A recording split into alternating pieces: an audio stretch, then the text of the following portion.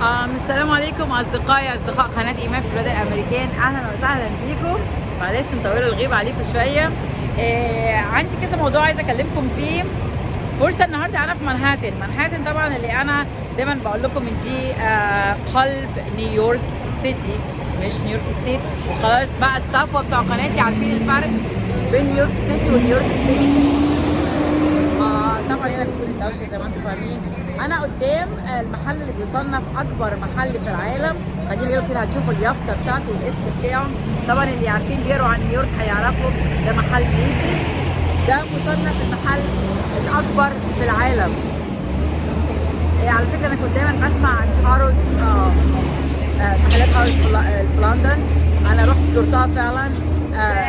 حجمها غير حجم ميسيس خالص يعني. شايفين حتى مستمرين في التيري فور ستريت. عندنا هنا شايفين برضو الشاشات العرض ال دي العريضه الكبيره جدا. بص في منها هنا كتير برضو، غير طبعا بتكون متركزه في التايم سكوير وعملتها لكم في الفيديو بتاع التايم سكوير. برضو من ورا هنا التيري فور ستريت الاتجاه المخالف الامباير ستيت بيلدينج، ده اشهر حاجه في المنطقه دي كمان. شايفين هوريه لكم، شايفين اللي في النص ده البيلدينج الكبير اهو باين اهو في النص اهو. ده يا جماعه الامباير ستيت بيلدينج. طبعا اكيد كده بان لكم فرصه. وانا هنا النهارده بقى كنت بخلص كام مشوار. جالي كذا سؤال عايزه ارد عليهم مهمين جدا هينفعوا ناس كتير. اول سؤال اتسالت، لو انا جاي بفيزا سياحه لامريكا ازاي اقدر اغيرها لفيزا ستودنت وهقعد؟ طيب الاجابه عشان بس الناس كلها تستفيد، انا جاوبت على الشخص في اكتر من سطر، بس طبعا الكلام بيكون افيد وبيوصل لناس اكتر لان مش كل الناس طبعا بتقرا التعليقات. ان لما تيجي بفيزا سياحه، انت لو اخد فيزا 5 سنين او 10 سنين ايا كان، مش هي دي الفيزا اللي انت هتدخل بيها امريكا. انت وانت داخل الاوفيسر اللي على المطار من حقه انه هو هيديلك مده محدده ما بين 3 شهور ل6 شهور. في الغالب بتكون 6 شهور، بس في ناس بيدوها 3 شهور. وكمان على فكره الاخبار بقى الصادمه انه من حقه كمان يرجعك تاني ما يدخلكش خالص. فدي حاجه بس الناس تكون عارفه. نفترض ان انت فوق المعتاد اللي هتدخل ب6 شهور وانت بتدور بقى على مدرسه تقبلك او كوليج، تبدا تعمل الفورمز اللي مطلوبه للإيميجريشن وتدفع لهم الفلوس وتتاكد ان انت اتسجلت معاهم. بتبدا بتاخد الاوراق دي وتقدم بيها على فيزا ستودنت. طبعا فيزا الستودنت هتاخد وقت، ما بتعملش بسرعه، فلازم تكون تتاكد بان الفيزا السياحه بتاعتك تكون ساريه. فهتعمل ايه بقى؟ قبل ما تبدا تخلص سواء كانت ب6 شهور او 3 شهور، في الغالب بتكون 6 شهور، تبدا تعمل ايه بقى؟ تقدم على حاجه اسمها اكستنشن. اكستنشن هو تمديد الفيزا، عشان برضو ده بياخد له على الاقل شهر او 40 يوم او اكتر، بس بتكون الستاتس بتاعتك حتى لو خد اكتر ان انت اوريدي قدمت على اكستنشن لحد ما ينظر في الطلب ده سواء بالرفض او بالقبول. انت ايه هتكون في حالتك ان انت ما كسرتش فيزا، ودي اهم حاجه ان انت تو مينتين يور فيزا. مينتين يعني تخليها صالحه دايما وما تبوظهاش. لما هيردوا عليك ان هم يعملوا لك اكستنشن، خلال الاكستنشن بتاعت الفيزا بتاعتك فتره المد بتاعها ان انت هتكون طبعا الوضع بتاعك اتحدد في اللي هي الفيزا الستودنت اللي انت قدمت عليها. طبعا في مدارس كتير واحد يدخل على جوجل ويعرف وهو بيتصل بيهم يعرف منهم ان هم هيقدروا. في مدارس بتاعت بس انجلش بتعمل برضو انها بتدي لك فيزا اقامه لحد ما تدرس. انت وانت ستودنت مسموح لك بالعمل مده ساعات محدده، ما بتشتغلش كتير، بتشتغل بارت تايم مده ساعات محدده تقريبا 15 او 20 ساعه في الاسبوع كله، او يمكن كمان اقل. هجيب لكم رقم بالظبط، المهم يكون رقم قليل جدا. فطبعا ده مش كفايه انك لو انت ما معكش فلوس كفايه او انت ما غطيتش تكاليف الدراسه. طبعا انت ممكن تتواصل مع الاماكن دي وتاخد ستودنت فيزا من وانت في مصر، بس بتكون اصعب بكتير ان انت في مصر تدوك الفيزا. طبعا عشان تقدم في مدرسه، انا شايفه في ناس بتعمل اعلانات على حاجات، طبعا انا مش عايزه احبط الناس، بس برضو ايه، برضو نشغل علينا شويه كده. مش معقوله يعني دراسه ب$1000 هيدوا لك فيزا عشان تروح تاخد الستودنت فيزا. دراسه تكون بس ب$1000 او مدرسه من المدارس اللي هي تحت السلم دي اللي هي اي كلام. فبرضو عايزه الناس ايه تكون موضوعيه في تفكيرها وتستعمل ايه يعني ايه، استفتي قلبك ولو افتوك الناس او لو افتاك الناس، يعني فاهمني ازاي؟ وانا عارفه الناس طبعا اللي عندها طموح السفر والتطور اكيد هتكون عندها يعني وعي كافي انها تفهم كل اللي بيتقال لها وتعرف تحلله. الحاجه الثانيه اللي سالت فيها السؤال بتاع ايه اخبار ان انا اصنع، سؤال حلو جدا. انا بحب الناس اللي عندها افكار يعني، وده انا بدات حياتي كده على طول اطلع بافكار ان انا اصنع حاجات مستحضرات طبيه وكريمات ومش عارف ايه في البيت. هل امريكا بينفع الكلام ده؟ يعني بالله عليك، يعني اذا كان في مصر لازم عندك على هي بلد المنشأ، يعني يقول لك ايه لو استوردت حاجه او لو صنعت حاجه لازم معاك تصريح وزاره الصحه وتصريح من الغرفه التجاريه وتصريح. طبعا نفس الكلام ده كله هيكون هنا، والا طبعا هتاخد غرامات. الغرامات هنا ما بترحمش يعني، وتتصادر السلع والحاجات دي كلها. ده حتى كمان في الامازون، يعني مثلا عايزه اقول لك على حاجه في الامازون. في حد قال لي، مش حد قال لي، انا دخلت سيمينار بتاع تعليم ازاي ابيع على الامازون. فكان اللي هو التيتشر، الراجل اللي كان عامل المحاضرات دي والراجل اللي كان بيقدم السيمينار ده، قال ابعدوا تماما عن المنتجات المستحضرات الطبيه والمنتجات اللي بتتصنع بتاعه التجميل والحاجات دي، لانها بتحتاج اوراق وتراخيص كتير جدا، تكون صعبه جدا اكتر كمان من الحاجات اللي هي المنتجات الغذائيه الصحيه. يعني كان بيدينا فكره ازاي نعمل فلوس حلوه قوي ان احنا نعمل اللي هو الهيلث بار. عارفين الهيلث بار ده هنا اللي هو عباره عن اللي هو الايه زي انا مش عارفه الحاجات دي تكون نزلت في مصر، هنا دي مشهوره جدا والناس كلها عايشه عليها. هيلث بار ده عباره عن ايه؟ حاجات زي الكوكيز كده، بس تكون معموله كلها من تجميع حاجات صحيه، مثلا هو الشوفان على شويه ناتس اللي هي المكسرات على زبيب على شويه حاجات اللي هي الصحيه، بتعمل بيها بارز كده اللي هي ناس بتاكلها حاجات سريعه زي سناك، بدل ما ياكلوا كوكيز وشيبسي بياكلوا دي هي حاجات مفيده يعني، والكالوريز بتاعتها بتبقى قليله. فادانا قد ايه فكره ان احنا ممكن نعمل ده ونصنع ده، انه هيكون تراخيصه والحاجات دي اسهل بكتير من الحاجات المستحضرات الطبيه والكريمات والكلام. انا بس حبيت ارد على الشخص ده، واتمنى تكون الاجابه دي مفيده بالنسبه له. نجيب لكم بقى الشاشه دي من هنا كده شويه، نغير الوضع. ارجو ان الفكره بقى بتاعت ايه شوارع نيويورك اهي واصله لكم، المدينه التي لا تنام اللي انا بحبها جدا يعني. فالسؤال الثاني اللي هو قال تربيه الدواجن، وامريكا بتحتاج عدد كبير من الدواجن، وايه دراسه الجدوى بتاعتها ازاي، وهل هي مربحه ولا لا. طيب انا عايزه اقول حاجه بقى ان ايه، ان من مميزات وفي نفس الوقت من عيوب البلد هنا اللي هي الماس برودكشن اللي هي التصنيع او اللي هي الضخمه او التجاره الضخمه في كل حاجه. فاللي هو اللي بيكون الضخم ده للاسف ما بيقدرش اللي هو البيزنس الصغير ينافس معاه، من حيث سعر الباوند ومن حيث تكاليف العلف ومن حيث تكاليف الاماكن. هنا كل حاجه بتكون غاليه جدا. طبعا الكلام ده هيكون في الولايات اللي هي زي مثلا تكساس، في الولايات اللي هي الجنوب، الولايات الزراعيه، يقدر بقى يعمل دراسه الجدوى بتاع تكلفه المكان والعماله والسعر الجمله بتاع العلف بتاعه والحاجات دي بتاعت عمل. لازم دراسه جدوى وتكون مش متسرعه، لان هنا الحجم الضخم بتاع الانتاج اللي بيورد المحلات الضخمه الكبيره جدا اللي هي بتستورد اطنان من اللحوم ومن الدواجن والحاجات دي، زي مثلا وول مارت، زي السوبر ماركتس الكبيره. فطبعا بتكون منافسه جدا، فالواحد قبل ما يدخل في اي مشروع لازم يعرف انه هيكون ايه عنده سعر تنافسي يعني. فانا ما اقدرش اقول لك او فعلا امريكا ناس بتستخدم، بس انا يعني احسبها كده، هل انت هتقدر تنافس مع سعر اللي هو ساعات انا بشتري اللي هي صدور الفراخ دي الباوند اللي هو الاقل من نص كيلو بشويه $2 وشويه، يعني هتقدر تعمل كيلو ب$4 وشويه، ده هيبقى سعر تنافسي مع التغليف والتعبئه والتوصيل. يعني هنا مشكله السلع معظمها اللي هو الشحن والنقل بتاع التركات الكبيره دي اللي بتنقل ما بين الولايات دي. تكلفه الجاز غاليه، وتكلفه العماله اللي هو السواقين غاليه، وتكلفه التراك غاليه. فانت هتحسب طبعا دراسه الجدوى دي كلها، هل انت الحجم اللي هتعمله قد ايه، والنقل والشحن كل الحاجات دي طبعا لازم هتدرس وتتحسب. السؤال الثالث كان هنا بيعملوا حاجه هنا تقريبا بيصوروا. اسفين اهو، بصوا حطوا بقى الشاشه، بصوا يا جماعه الناس بتصور ايه، راحوا حطوا شاشه كده والراجل بقى عمال ايه بيحضر مكنه التصوير بتاعه.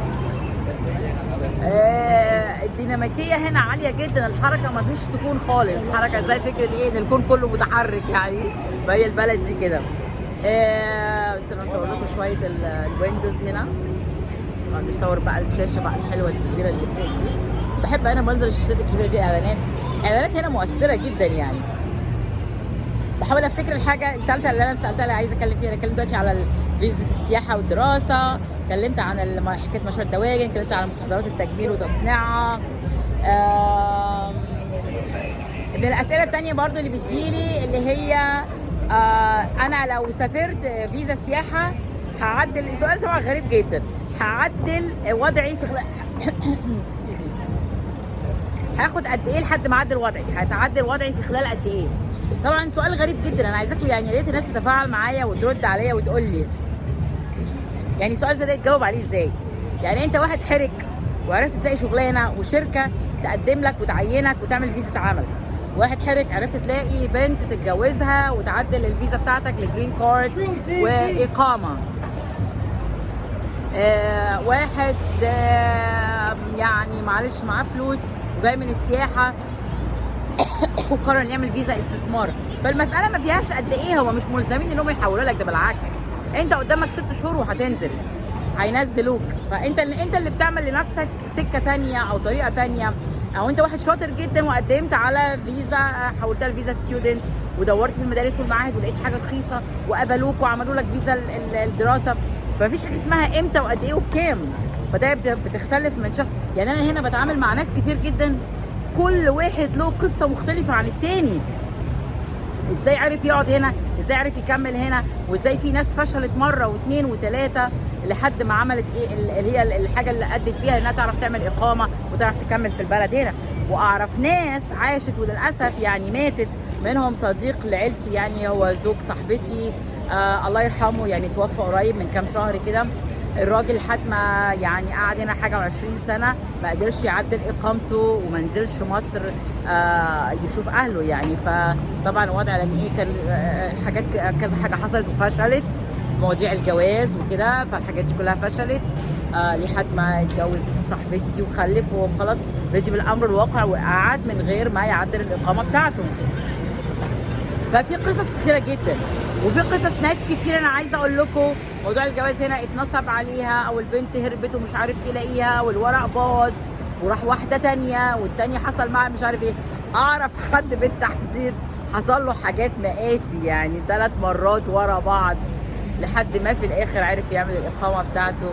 الكلام ده اخذ منه حوالي 8 سنين او 10 سنين يعني. فدي من الحاجات اللي حد لسه هناك لسه ما عملش فيزا السياحه اصلا وما توافقلوش عليها وبيسالني بيقول لي هاخد قد ايه بقى لما اعمل فيزا السياحه واروح هناك. الناس دي بتتكرر كتير جدا اسئلتها يا جماعه. او اللي انا لو دخلت على الانترنت وعرفت على واحده هاخد قد ايه لحد ما ده انت ممكن تتعرف. وبعدين على فكره اللي بيعمل فيزا الخطوبه هي لازم تنزل له مصر، فاهميني ازاي؟ وللاسف في حد يعني تراسل معايا وواحده بتقول له ابعت لي فلوس، انا عندي محل اكسسوارات وفي بضاعه محجوز عليها في المينا عايزه مبلغ كذا عشان افك البضاعه دي، ومبلغ صغير جدا بتتكلم في $400 ولا $500 يعني.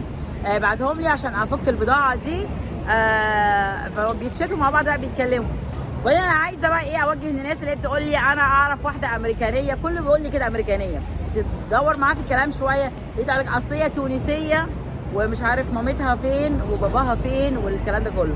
يطلع في الاخر كله يقول لك يا مكسيكيه يا تونسيه يا مش عارف مغربيه يا حاجات كده يا جماعه. فلما تتكلم ما تقولش امريكيه، قول كذا كذا يعني الوضع بيختلف تماما يعني. فواضح طبعا هي بتقول له بقى ايه، مش هتقول له ان انا مضروبه بالنار والدنيا بايظه خالص، لا يعني الدنيا كويسه وبيزنس بقى، بيزنس محل يا جماعه واقف على $500 بضاعه في عايزه تتفك في المينا يعني. فاهمين ازاي؟ يعني بتقول له الحاجه الدنيا تمام بس عايزه فلوس. لما قال لها طب ايه، طب انا هبعت لك صاحبي عندي موجود هناك بالمحامي واحد هناك في المكان اللي انت فيه هيدوكي الفلوس ونبدا في الاجراءات بتاعت. فطبعا قالت له بقى ايه لما لقيت الحكايه فيها كده قالت له بقى تخلي صاحبك بقى ينفعك يعني لغت الموضوع. فانا عايزه اقول لكم بقى ايه الدنيا فيها كتير. طبعا الناس ما بتحبش تتكلم في الحاجات اللي هي الايه اللي باظت منها او اللي مش كويسه او يبقى شكلها مش كويس. فانا عايزاكم تعرفوا ان الموضوع مش بالسهل ومش برده، وما ينفعش تقول لي امتى وبكام وفين. يعني انا الشهر الجاي هاخد ورق امتى يعني. يعني الواحد يجتهد ويحاول يجمع معلومات ويقرا. لان انا لقيت ان الناس مش عارفه معلومات كتير. كل دقيقه بتقضيها في المشروع ده انك بتجمع في معلومات هتفيدك كويس جدا جدا جدا. السؤال التاني بقى برضو اللي بتسأله انه اللي طبعا موضوع يا جماعه برضو السؤال ده لسه الى الان بيتكرر، اللي هو احسن ولايه واحسن مدينه اروحها لعيله، او احسن ولايه لواحد لوحده، او احسن مش عارف ايه. طب اسعار السكن الحلو بكام؟ طبعا دلوقتي انا عندكم فيديوهات بقى، عملت لكم ارشيف، انا عندي اكتر من 150 ما عدتهمش لحد دلوقتي، عايزه ادخل اعرف تلاقي اكتر من 150 فيديو انا عملتهم لحد دلوقتي، اتكلمت في كل حاجه في الريال استيت وفي المقاولات وفي العربيات وفي السكن وفي الهجره وفي السياحه وفي كل حاجه. ادخلوا بقى، اللي بيدخل يا جماعه بليز، اللي بيدخل يسال سؤال يكلف خاطره شويه، يدخل على الفيديوهات 90% هيلاقي اجابه في الفيديوهات اللي انا اوريدي عملتها. طبعا بيبقى في حاجات بتستحدث وفي افكار بتجيلي جديد وفي مواضيع جديده، هبدا دايما طبعا احاول ان انا ما اتاخرش عليكم اقول لكم الاجابات. اتمنى الاجابات اللي قلتها لكم النهارده تكون فادت ناس كتير. اللي قدم يا جماعه وما حلفوش الحظ، لان انت واحد في ال200، يعني واحد بيكسب 199 ما بيكسبوش، فلازم تقعد تجرب تاني وتالت وعاشر. دلوقتي هتفتح تاني بقى، انتوا عارفين خلاص المواعيد التقديم، هتفتح في اول اسبوع في 10 وبتخلص في اول 11، قدامك شهر تقدم فيه. وبعدين في ناس اللي هي اللي ايه النتيجه بتطلع لهم في شهر 5، فنبدا بقى ايه نحضر نفسنا ان احنا هنقدم على الفيزا، على اللي هي اللوتري اللي هي الهجره. اما فكره بقى ايه السكن لما تيجي هنا، الناس برضه اللي فاتت وان شاء الله مبروك عليهم كلهم واهلا بيكم، يا رب كده اموركم تبقى طيبه هنا. موضوع السكن يا جماعه حاول تيجي معاك فلوس كفايه، يعني الموضوع بعد الكوفيد وفي ناس كتير صحاب بيوت كتير عندهم مشكله في ان البلد ادت تمديد للعقود للناس دي ما عرفوش يخرجوهم، فالناس طالعه مقروصه جامد جدا جدا جدا بعد الكوفيد، وبقت بتدقق كويس جدا جدا جدا اكتر ما كانت الاول، المساله بقت اصعب. وفكره برضه الناس متخيله ان في حد ضامن يضمنها في السكن او حد يبقى سبونسر او يساين. مين عايز يروح عند حد تاني يخبط على بابه ويقول له انا عايز الايجار بتاع الناس دول؟ يعني فاهميني ازاي؟ فهي فكره مش مقبوله. طبعا بدات الدوشه بقى اهي، انا بقى مش هطول عليكم واقول لكم دلوقتي ابدا من حيث انتهى الاخرون، هتوفر وقت، توفر مجهود، توفر فلوس. اكتبوا لي بتشوفوني منين، انا عندي 10% من السعوديه، 10% من العراق، عندي نسبه كبيره من المغرب حوالي 7%، يعني انتوا بقيتوا كتير قوي بس ما نعرفش انتوا مين، يعني مستخبيين كده. اي حد عنده سؤال يتفضل، اي حد عايز يقول كلمه كويسه، القناه اللي هي اللي انت بتستفيد منها، ولا بلاقي ناس بتقول كلام حلو جدا، بشكركم كلكم. ادخل قول لنا انت بتشوف القناه منين واسئلتك ايه، لان انا اعرف الكوميونيتيز اللي هنا كمان، سواء الخليجيين اللي جايين للعلاج والدراسه او المغاربه الموجودين هنا للعمل، والعراقيين اللي جايين معظمهم جايين لوتري كتير جدا. فاكتبوا لي كل اسئلتكم واشوفكم على خير. سلام.